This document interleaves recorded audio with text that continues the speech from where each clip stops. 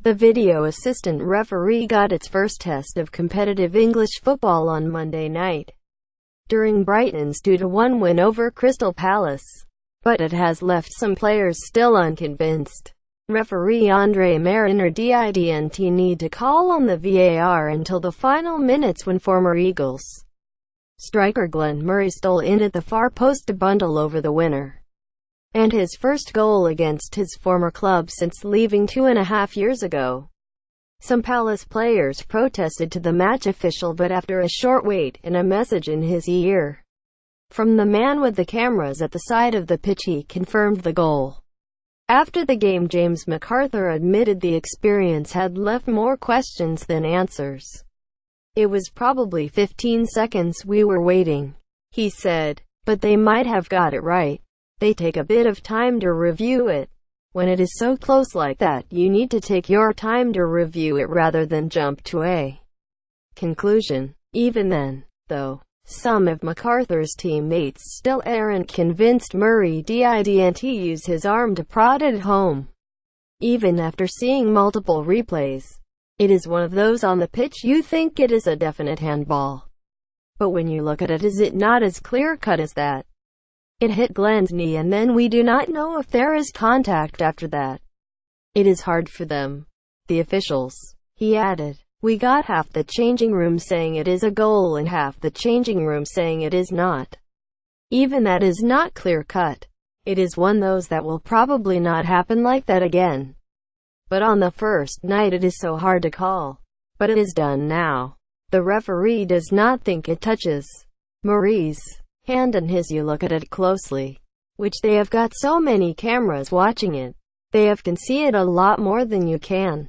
Palace were not at their best during Monday's final third-round clash, and aside from a frantic spell in the second half where they peppered Tim Krul's goal with shots and equalized Dale Stevens' first-half effort through a superb Bakary Sakho drive from distance, it was an off day for Roy Hodgson's Eagles.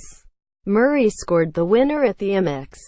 Getty. MacArthur was still left cagey about the use of VAR in the future, but admitted with or without it, his side were simply not good enough on the day.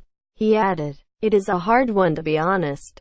There is so much money for clubs involved that you want mistakes out of the game. But at the same time, it's part of life in football that people make mistakes. We make mistakes and referees do. You have got opinions both ways. We should have done better as a team, rather than just one incident. One incident has cost us, but that is not down to the referee." Murray says the goal was rightly awarded.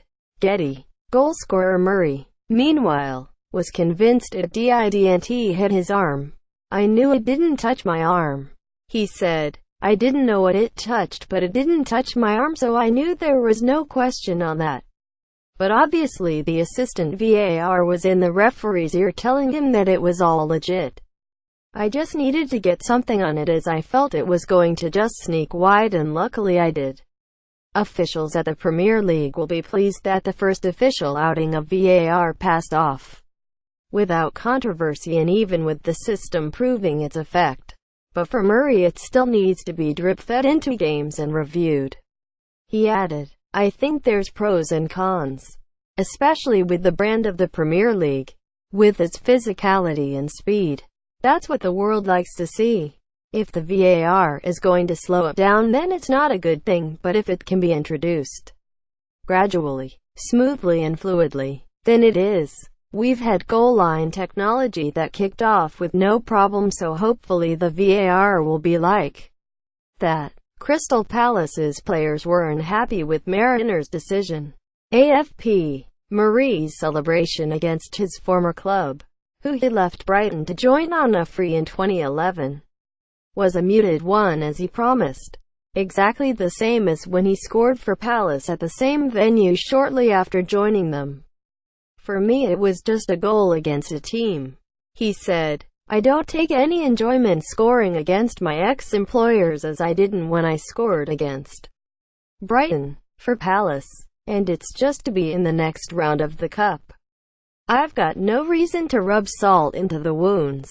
I had a great time up there and both have been very successful periods for me. T's a good win. It keeps our little bit of momentum going that we've got in the league, and winning the next tie-up at Middlesbrough in the FA Cup 4th round will help.